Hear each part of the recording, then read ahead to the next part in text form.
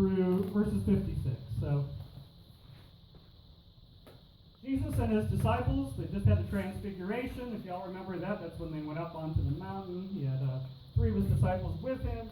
Jesus is coming down from the mountain now. He met with Moses and Elijah. He had been changed and transformed. The disciples saw something miraculous, and yet they are coming off of that mountain now, and they are returning back to go and turn their eyes towards Jerusalem, which what we know about the Gospel of Luke is that there's some time of teaching, there's some miracles that have happened, there's a time when Jesus is calling his disciples, and now what's happening is that he turns his face towards Jerusalem, he's turning his steps towards Jerusalem, he's starting to walk away from Galilee and go to that final moment when he is about to be betrayed, to have the Last Supper, and be crucified on the cross and be resurrected.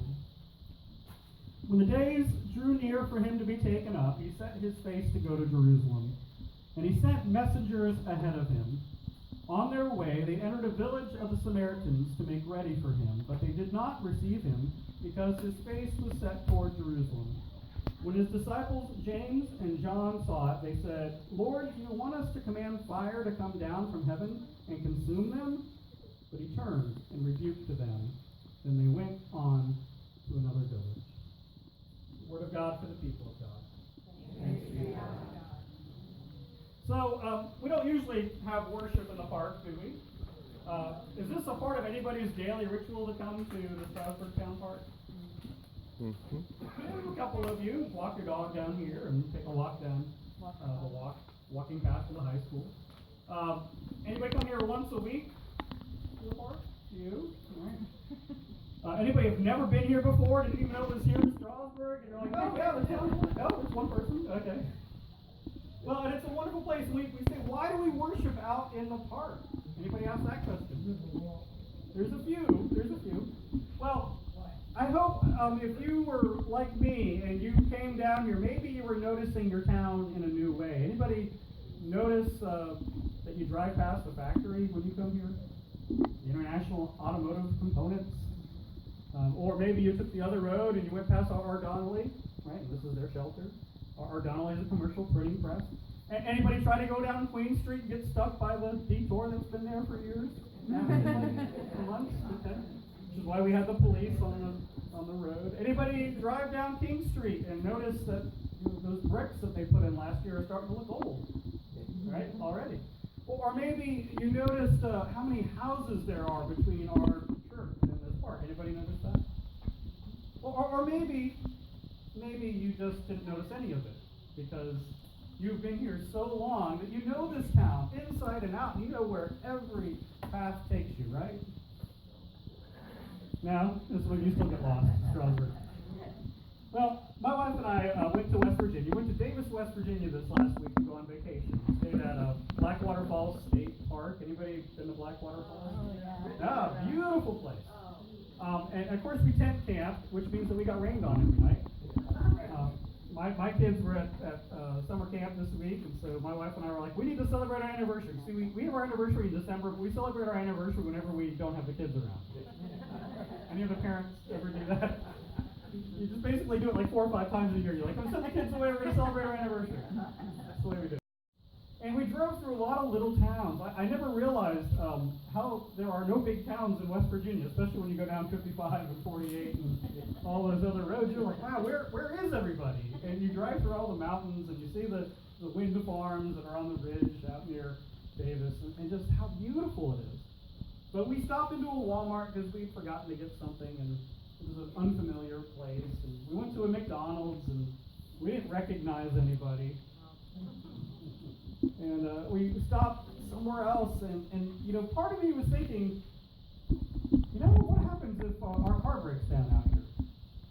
There's nobody I know of that I could call. And we passed some Methodist churches, and we looked at the signs saying, hey, anybody we know? No. Nobody, no pastors on the signs because we are in a different annual conference. So it's not even as if we could maybe recognize a friend at a Methodist church. The distance between Galilee and Jerusalem is 68 miles. So when Jesus and his disciples are turning their face towards Jerusalem, they're almost making as long of a trip as my wife and I did to go to the state park. 100 miles for us, a couple hour drive. But for the disciples, 68 miles of walking is about 4 days. And here they have to go through these small towns, and the closest and the fastest way from Galilee to Jerusalem is to go through a foreign territory, to go through the Samaritan lands. And if you know anything about Jews and Samaritans, they did not really like each other. They had some conflict after the Babylonian exile ended, and all the Jews that had been in exile came back, and they said, we need to rebuild Jerusalem, and everybody who had been left behind and said, no, you don't need to rebuild Jerusalem because the holy place is on a different mountain. See, that was what their argument was about, was who was right when it came to interpreting Scripture. They both were people of the book. They were both people who celebrated the Pentateuch and the Torah, and yet they differed on where you were worshiping God. And so for Jesus, he knew this, and he sent some messengers on ahead of him. He said, go prepare a place for us to stay tonight. Well, you got to think about it. Jesus did not have Google Maps, right?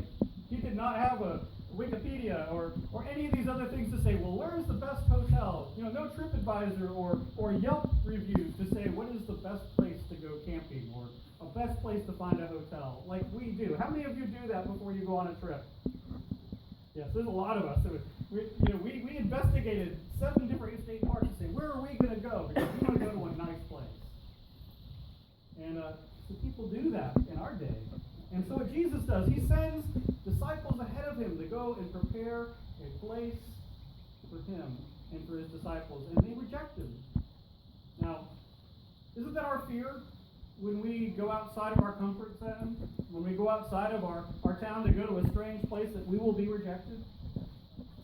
I know for my sons, and I'm guessing this, but I was a camp counselor for 3 years, and you see it among the kids who come into your, they're afraid. Are they going to get along with the other kids in their group when they join it? Are they going to be able to hang out with those kids for 5 nights in the same cabin when everybody's comes from a different? Anybody ever? This is now dating me now. Anybody ever nervously stand by the phone when you were a kid? And you're like, I'm going to give that girl a call or that boy a call, and are they going to answer the phone? Yeah, I don't know what they do nowadays. I guess they just do Tinder. Yeah, I hope not. I hope our 14-year-olds aren't doing that. And what the heck is that? Yeah, that's Mickey. Okay. And so the rejection. We have this fear of rejection. And so I found it fascinating that James and John, the 2 closest disciples to Jesus, the sons of thunder, Zebedee's children, the 2 fishermen who Jesus first called, they're the ones to say, hey, they rejected us. Can we command some fire to go burn them down? Anybody surprised by that? Lord, smite them. Give them, they rejected us. So send their fire on them the same way that Sodom and Gomorrah were destroyed for their inhospitality. In the same way that Elijah called on the followers of Baal to knock them out of the park, get rid of them. Wipe them off the face of the earth. And Jesus turns and he rebukes them. He says, that's not the way we do things.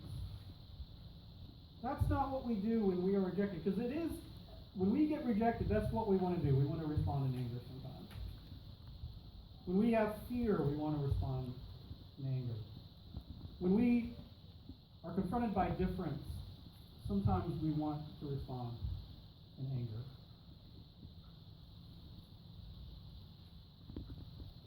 But Jesus tells us a different way. He says, he rebukes them, and then he went on to another village. And of course, as we know the rest of the story in the gospel, Jesus does make it to Jerusalem. And again, he's rejected. But instead of responding with anger or frustration, he responds with, Lord, forgive them, for they do not know what they are doing. There are many ways that we think about rejection in our society. And for some of us, we are far past that time when race and gender were a problem. But if you look at our history, we had the color of people's skin would cause them to be treated a different way, and because of whether they were male or female, they'd be treated a different way in a situation. I like to think that we're past that, but there are times when we know in our culture where those things still come up. And the question is, do we get angry about that? Yes, but do we respond with anger in the sense of trying to get revenge. No. Jesus calls us to respond with grace and with love. And another scripture reading for today came from Galatians. And Paul talks about the fruits of the Spirit. He talks about 9 things. He says that joy and peace and kindness and gentleness and self-control and love.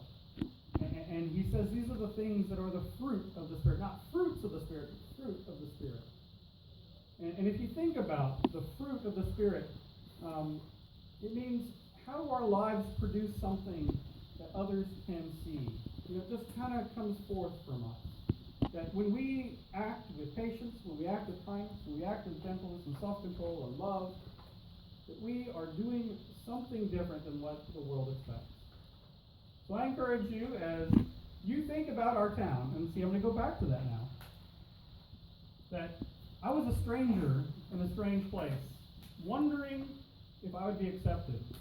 And yet, as I walked around Davis, because I spent a little time and noticed their Rotary Club and noticed that they had a recreation center even for their small little city, that they probably cared for themselves. They knew each other. They knew each other in the storefront.